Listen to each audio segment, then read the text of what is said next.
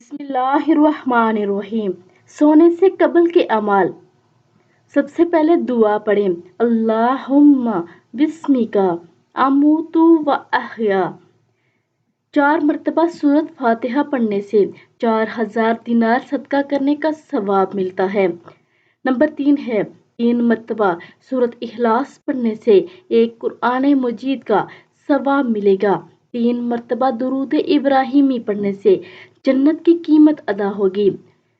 4 مرتبہ تیسرا کلمہ پڑھنے سے ایک حج کا ثواب ملے گا۔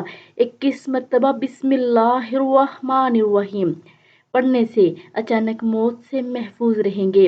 3 مرتبہ آیت الکرسی پڑھنے سے گھر والوں کی اور اہل محلہ کی حفاظت ہوگی۔